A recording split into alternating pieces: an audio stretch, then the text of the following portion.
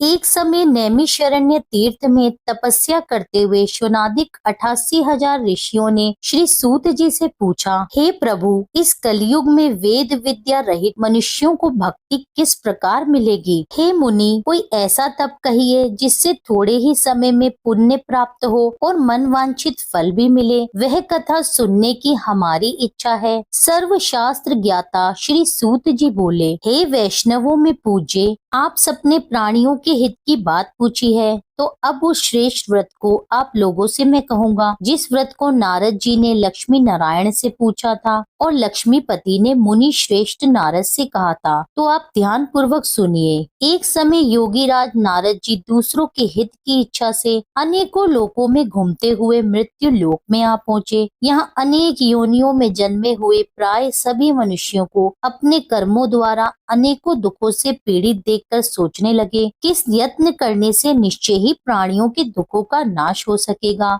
ऐसा मन में विचार सोचकर नारद जी विष्णु लोक को गए। वहाँ श्वेत वर्ण और 4 भुजाओं वाले देवों के ईश नारायण को देखकर, जिनके हाथों में शंख चक्र गदा और पद्म थे तथा वरमाला धारण किए हुए थे, नारद जी भगवान विष्णु की स्तुति करके बोले, हे भगवान, आप अत्यंत शक्ति से संपन्न हैं। मन और वाणी भी आपको नहीं पा सकती। आपका आदि मध्य अंत नहीं है। निर्गुण स्वरूप, सृष्टि के आदिभूत और भक्तों के दुखों को नाश करने वाले हो। आपको मेरा नमस्कार है। नारद जी के इस प्रकार की स्तुति सुनकर भगवान विष्णु बोले, हे मुनि श्रेष्ठ, आपके मन में क्या है? आपका किस काम के लिए यहाँ आगमन हुआ है? आप निसंकोच मुझसे कहिए। तब नारद मुनि बोले, मृत्यु लोक में सब मनुष्य जो अनेक योनियों में पैदा हुए हैं, अपने अपने कर्मों के द्वारा अनेक प्रकार के दुखों से दुखी हो रहे हैं। हे नाथ, मुझ पर दया करते हैं तो बतलाइए कि उन मनुष्यों के सब दुख थोड़े ही प्रयत्न से कैसे दूर हो सकते हैं। श्री नारायण भगवान बोले, हे नारद, मनुष्यों की भलाई के लिए तुमने बहुत अच्छा प्रश्न किया है। जिस काम के करने से मनुष्य मोह से छूट जाता है, मैं उसे तुमसे कहता हूँ, सुनो। बहुत पुण्य देने वाला स्वर्ग तथा मृत्यु लोक दोनों में ही दुर्लभ एक उत्तम व्रत है। आज मैं प्रेमवश होकर तुम्हें कहता हूँ, श्री सत्यनारायण भगवान का यह व्रत अच्छी तरह से पूर्ण विधि पूर्वक करके मनुष्य आयु पर्यंत यहाँ सुख भोग कर मरने के बाद मोक्ष को प्राप्त होता है। श्री भगवान के ऐसे वचन सुनकर नारद मुनि बोले कि उस व्रत का फल क्या है, इसका विधान क्या है और किसने इस व्रत को किया है, किस दिन से यह व्रत करना चाहिए, आप विस्तार से कहिए। भगवान बोले, दुख शोक आदि को दूर करने वाला, धन धान्य को बढ़ाने वाला, सौभाग्य तथा संतान को देने वाला यह व्रत सब स्थानों पर विजयी करने वाला है। भक्ति संतान को देने वाला यह व्रत सब स्थानों पर विजयी करने वाला है। भक्ति और श्रद्धा के साथ किसी भी दिन मनुष्य श्री सत्यनारायण की प्रातः काल के समय ब्राह्मणों और बंधु बांधवों के साथ धर्म परायण होकर पूजा करे। भक्ति भाव से नैवेद्य, केले का फल, घी, दूध और गेहूं का चूर्ण सवाया ले। गेहूं के अभाव में साठी का चूर्ण, शक्कर तथा गुड़ ले और सब भक्षण योग्य पदार्थ जमा करके भगवान को अर्पण कर दे और बंधुओं सहित ब्राह्मणों को भोजन कराए। उसके पश्चात स्वयं भोजन करे। नृत्य गीत आदि का आचरण कर भगवान श्री सत्यनारायण का स्मरण करते हुए समय व्यतीत करे। इस तरह व्रत करने वाले मनुष्यों की इच्छा निश्चय ही पूरी होती है। विशेषकर कली काल में भूमि पर यही मोक्ष का सरल उपाय है। इस प्रसंग में श्री सूत जी बोले, हे ऋषियों, जिसने पहले समय में इस व्रत को किया है उनका इतिहास कहता हूँ, उसे आप ध्यान पूर्वक सुनिए। सुंदर काशीपुरी नगरी में एक अत्यंत निर्धन ब्राह्मण रहता था। वह भूख और प्यास से बेचैन हुआ नित्य पृथ्वी पर घूमता था। ब्राह्मणों से प्रेम करने वाले भगवान ने ब्राह्मण को दुखी देखकर बूढ़े ब्राह्मण का रूप धरकर उसके पास जाकर बड़े आदर भाव से पूछा, हे विप्रवर, नित्य दुखी हुआ पृथ्वी पर क्यों घूमते हो? हे श्रेष्ठ ब्राह्मण, यह सब मुझसे कहो, मैं सुनना चाहता हूँ। तब ब्राह्मण बोला, मैं निर्धन ब्राह्मण हूँ, भिक्षा के लिए पृथ्वी पर घूमता फिरता हूँ। हे भगवान, यदि आप इसका उपाय जानते हो तो कृपया करके आप मुझसे कहिए। वृद्ध ब्राह्मण के रूप में श्री भगवान बोले कि सत्यनारायण भगवान मनवांछित फल देने वाले हैं, इसलिए हे ब्राह्मण, ब्राह्मण, तुम उनका पूजन कर जिनके करने से मनुष्य सब दुखों से मुक्त हो जाता है। ब्राह्मण को व्रत का सारा विधान बतलाकर बूढ़े ब्राह्मण का रूप धारण करने वाले श्री सत्यनारायण भगवान अंतर्ध्यान हो गए। जिस व्रत को वृद्ध ब्राह्मण ने मुझे बतलाया है मैं उसको जरूर करूँगा। ऐसा निश्चय करके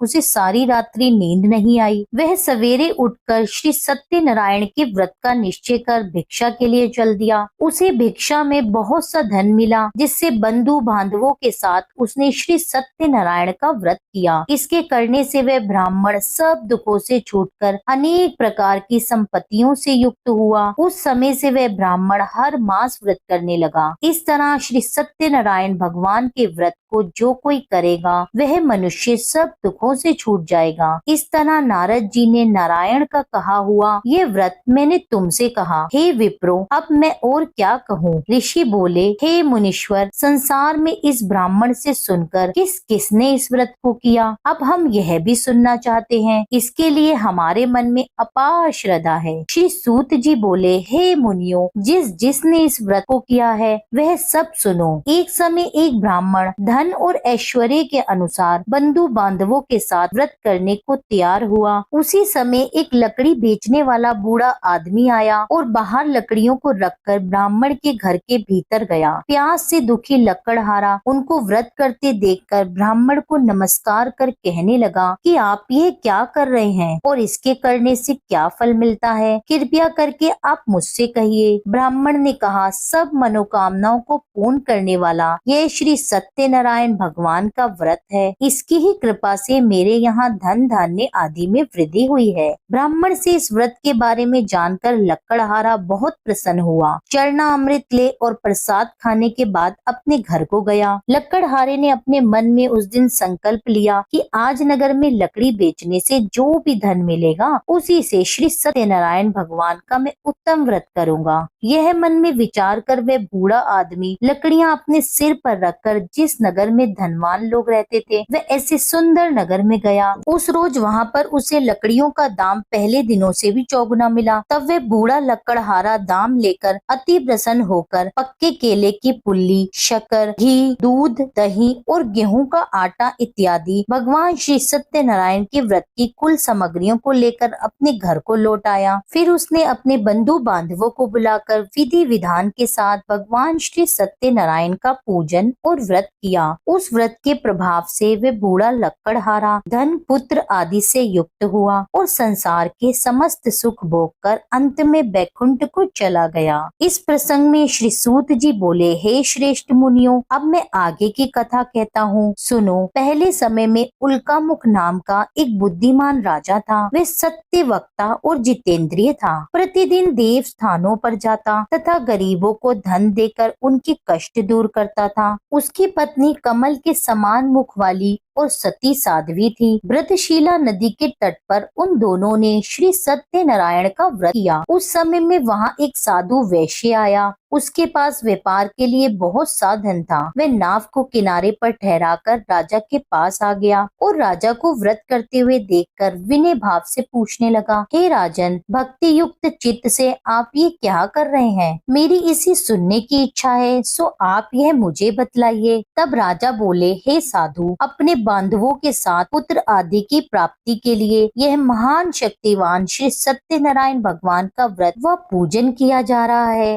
राजा के ऐसे वचन सुनकर साधु आदर से बोला, हे राजन, मुझसे इस सब का विधान कहो, मैं भी आपके कथना अनुसार इस व्रत को करूँगा। मेरे कोई भी संतान नहीं है और निश्चय ही इससे होगी। राजा से सब विधान सुन व्यापार से निर्वित हो वे आनंद के साथ घर गया। साधु ने अपनी स्त्री से संतान देने वाले उस व्रत का समाचार सुनाया और कहा कि जब मेरे संतान होगी तब मैं इस व्रत को करूँगा। साधु ने ऐसे वचन अपनी पत्नी लीलावती से कहे। एक दिन उसकी पत्नी लीलावती पति के साथ आनंदित हो संसारिक धर्म में प्रवृत्त होकर श्री सत्यनारायण भगवान की कृपा से गर्भवती हो गई और 10वें महीने में उसके एक सुंदर कन्या का जन्म हुआ। दिनों दिन वे इस तरह बढ़ने लगी जैसे शुक्ल पक्ष का चंद्रमा बढ़ता है। कन्या का नाम कलावती रखा रखा गया। तब लीलावती ने अपने पति से कहा कि जो आपने संकल्प लिया था कि मैं भगवान का व्रत करूंगा, अब आप उसे पूर्ण कीजिए। हे प्रिय, मैं कन्या के विवाह पर इस व्रत को अवश्य करूंगा। इस प्रकार वह अपनी पत्नी को आश्वासन देकर वह व्यापार करने चला गया। काफी दिनों के बाद घर लौटने के बाद नगर में सखियों के साथ अपनी पुत्री को उसने खेलते देखा। वैश्य ने तुरंत कलावती के लिए एक सुयोग्य वर की तलाश आरंभ कर दी। कंचन नगर के एक सुयोग्य वणिक पुत्र से अपने बंधु बांधव सहित प्रसन्न मन से अपनी पुत्री का विवाह उसके साथ कर दिया। किंतु दुर्भाग्य से विवाह के समय भी वह उस व्रत को करना भूल गया। तब श्री भगवान क्रोधित हो गए और श्राप दिया कि तुम्हें दारुण दुख प्राप्त होगा। अपने कार्य में कुशल साधु बनिया जमाता सहित अपने जवाई सहित समुद्र के समीप स्थित रतनपुर नगर में गया और वहाँ दोनों ससुर जमाई चंद्रकेतु राजा के उस नगर में व्यापार करने लगे। एक रोज भगवान श्री सत्यनारायण की माया से प्रेरित कोई चोर राजा का धन चुराकर भागा जा रहा था, किंतु राजा के दूतों को आता देखकर चोर ने घबराकर भागते हुए राजा के धन को वहीं चुपचाप रख दिया जहां वो ससुर और जवाई ठहरे हुए थे। जब दूतों ने उस साधु वैश्य के पास राजा के धन को रखा देखा तो वे दोनों को बांधकर राजा के पास ले गए और प्रसन्नता के साथ दौड़ते हुए राजा के समीप जाकर बोले, यह दो चोर हम पकड़कर लाए हैं, कृपया आज्ञा दे। तब राजा की आज्ञा से उन्हें कठोर कारावास में डाल दिया गया और उनका सारा धन भी छीन लिया। श्री सत्यनारायण भगवान के श्राप द्वारा उनकी पत्नी भी घर पर बहुत दुखी हुई और जो घर का सारा धन रखा था वह भी चोर चुरा कर ले गए। शारीरिक और मानसिक पीड़ा तथा भूख प्यास से अति दुखित होकर अन्न की चिंता में कलावती एक ब्राह्मण के घर पहुंची। वहां उसने श्री सत्यनारायण भगवान का व्रत होते देखा। फिर उसने कथा सुनी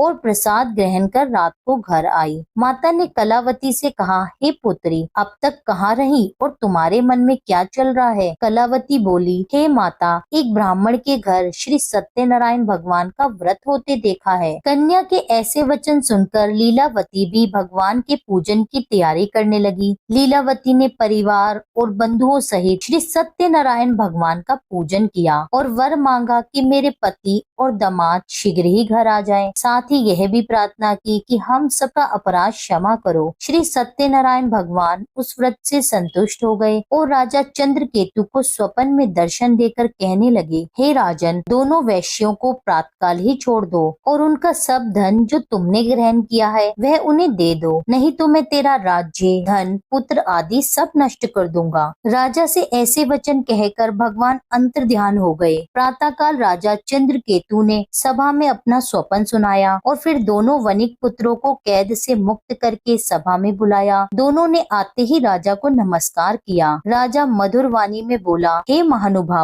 महानुभावों, भाविवश तुम्हें ऐसा कठिन दुख प्राप्त हुआ है, अब तुम्हें कोई भय नहीं है। ऐसा कहकर राजा ने उनको नए नए वस्त्र आभूषण पहनाए और उनका जितना भी धन लिया था उससे दुगना धन देकर आदर सहित विदा किया। अब दोनों वैश्य अपने घर को चल दिए। श्री सूत जी बोले, वैश्य ने मंगलाचार करके यात्रा आरंभ कर दी और अपने नगर को चला। उनकी थोड़ी ही दूर निकलने पर दंडी वेशधारी श्री सत्यनारायण ने उनसे पूछा, हे साधु, तेरी नाव में क्या है? अभिमानी वणिक हंसता हुआ बोला, हे दंडी, आप क्यों पूछते हैं? क्या धन लेने की इच्छा है आपकी? मेरी नाव में तो बेल और पत्ते भरे हैं। वैश्य का कठोर वचन सुनकर भगवान ने कहा, तुम्हारा वचन सत्य हो। दंडी ऐसा कहकर वहाँ से चल दिए और कुछ दूर जाकर समुद्र के किनारे बैठ गए। दंडी के जाने पर वैश्य ने नित्य कर्म करने के बाद नाव को ऊंची ऊंची देखकर अचंभा किया और नाव में बेल पत्ते आदि देखकर मूर्छित होकर जमीन पर गिर पड़ा। फिर होश में आने पर अत्यंत शोक प्रकट करने लगा। तब उसका जवाई बोला कि आप शोक न करें, ये दंडी जी का श्राप है, अतः हमें उनकी शरण में चलना चाहिए, तभी हमारी मनोकामना पूर्ण होगी। दामाद के ऐसे वचन सुनकर साधु वणिक दंडी के पास पहुंचा और अत्यंत भक्ति भाव से नमस्कार करके बोला, हे भगवान, आपकी माया से मोहित ब्रह्म आदि भी आपके रूप को नहीं जानते, तब मैं अज्ञानी कैसे जान सकता हूँ? आप मुझ पर प्रसन्न होइए, मैं अपनी सामर्थ्य अनुसार आपकी पूजा करूँगा। मेरी रक्षा कीजिए और मेरे पहले के समान नौका में धन भर दीजिए। उसके इस प्रकार से भक्ति युक्त वचन सुनकर भगवान प्रसन्न होकर उसको इच्छा अनुसार वर देकर अंतर्ध्यान हो गए। तब उन्होंने नाव पर आकर देखा कि नाव धन से परिपूर्ण है। फिर वे भगवान श्री सत्यनारायण का पूजन कर साथियों सहित अपने नगर को चल दिए। जब अपने नगर के निकट पहुँचे तब उन्होंने अपने घर पर दूत भेजा। दूत ने साधु के घर जाकर उसकी पत्नी को नमस्कार करके कहा कि साधु और आपके दामाद सहित इस नगर के समीप आ गए हैं। ऐसा वचन सुन साधु की पत्नी ने बड़े ही हर्ष के साथ सत्य देव का पूजन कर अपनी पुत्री से कहा, मैं अपने पति के दर्शन को जाती हूँ, तुम कार्य पूर्ण करके शीघ्र आना,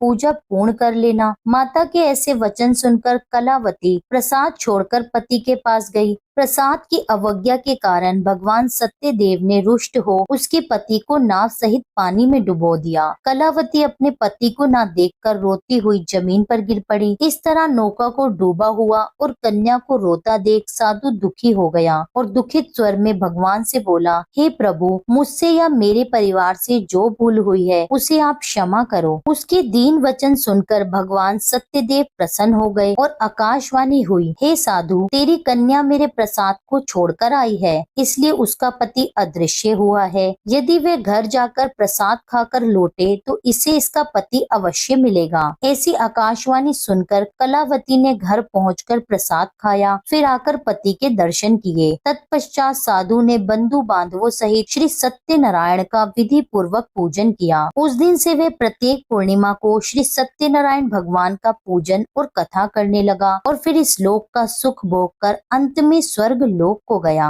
इस प्रसंग के बाद श्री सूत जी बोले, हे ऋषियों, मैं और भी एक कथा कहता हूँ, तुम सुनो। प्रजा पालन में लीन तुंग ध्वज नाम का एक राजा था। उसने भी भगवान का प्रसाद त्याग कर बहुत दुख पाया। एक समय वन जाकर वह वन्य पक्षियों को मारकर बड़ के नीचे बैठा। वहाँ उसने ग्वालों को भक्ति भाव से बांधवों सहित श्री सत्यनारायण का पूजन करते हुए देखा। राजा यह देखकर अभिमानवश वहाँ नहीं गया और न ही नमस्कार किया। जब ग्वालों ने भगवान का प्रसाद उसके सामने रखा तो वह प्रसाद को त्याग कर अपनी सुंदर नगरी को चला। वहीं उसने अपना सब कुछ नष्ट पाया तो वह जान गया कि यह सब भगवान ने ही किया है। तब वह विश्वास कर ग्वालों के समीप गया और विधि पूर्वक पूजन कर प्रसाद खाया तो भगवान श्री सत्यनारायण की कृपा से पहले जैसा था उसका सब कुछ वैसा ही हो गया। फिर दीर्घ काल तक वह सुख भोग कर मरने पर स्वर्ग लोक को गया। जो मनुष्य इस परम दुर्लभ व्रत को करेगा, भगवान की कृपा से उसे धन धान्य की प्राप्ति होती है तथा सब मनोरथ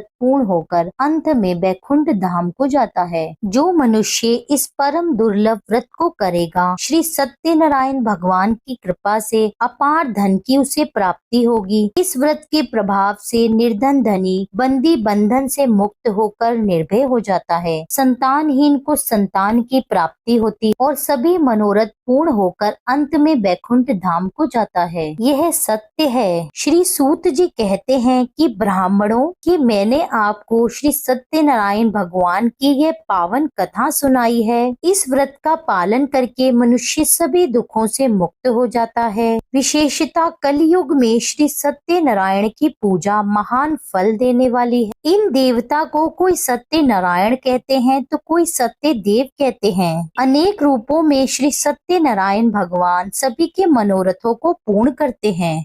यह सनातन सत्य देव कलयुग में सत्य व्रत के रूप में अवतरित होंगे। हे श्रेष्ठ मुनियों, जो मनुष्य नित्य इसका पठन व श्रवण करता है, श्री सत्यनारायण भगवान की कृपा से उसके सभी पाप नष्ट हो जाते हैं। प्रेम से बोलिए श्री सत्यनारायण भगवान की जय। श्री सत्यनारायण संपूर्ण व्रत कथा समाप्त है। अब आप सुनिए श्री सत्यनारायण भगवान की आरती। जय लक्ष्मी रमणा स्वामी, जय लक्ष्मी रमणा सत्यनारायण स्वामी, जनपातक हरणा।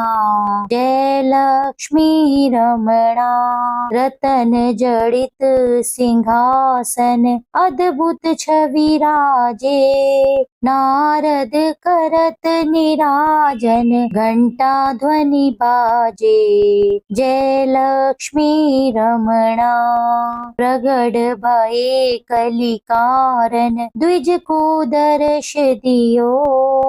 बूढ़ो ब्राह्मण बन कर कंचन महल कियो। जय लक्ष्मी रमणा दुर्बल भील कठारो, इन पर कृपा कृपा करी। चंद्रचूड़ एक राजा जिनकी विपत्ति हरी। जय लक्ष्मी रमणा। वैश्य मनोरथ पायो शरधा तज दीनो। सो फल भोग्यो प्रभु जी फिर स्तुति कीनी। जय लक्ष्मी रमणा। भाव भक्ति के कारण छिन छिन रूप धर्यो। शरधा धारण कीनी तिनको काज सरयो। जय लक्ष्मी रमणा। ग्वाल बाल संग राजा वन में भक्ति करी। मन वांछित फल दीनो दीन दयाल हरि। जय लक्ष्मी रमणा। चढ़त प्रसाद सवाया कदली फल मेवा। धूप दीप तुलसी से राजी सत्य देवा। जय लक्ष्मी रमणा। श्री सत्यनारायण जी की आरती जो कोई नर गावे। प्रेम सहित गावे। कहत शिवानंद स्वामी कहत हरि हर स्वामी। मन वांछित फल पावे। जय लक्ष्मी रमणा। स्वामी जय लक्ष्मी रमणा। सत्यनारायण स्वामी जन पातक हरना। जय लक्ष्मी रमणा। यह था आज का वीडियो। उम्मीद करती हूँ यह वीडियो आपको पसंद आया होगा। कथा पसंद आई हो तो मेरे चैनल को सब्सक्राइब कर लीजिए और वीडियो को लाइक कर दीजिए। मिलती हूँ आपसे एक अगली वीडियो में। जब तक के लिए जय श्री राधे।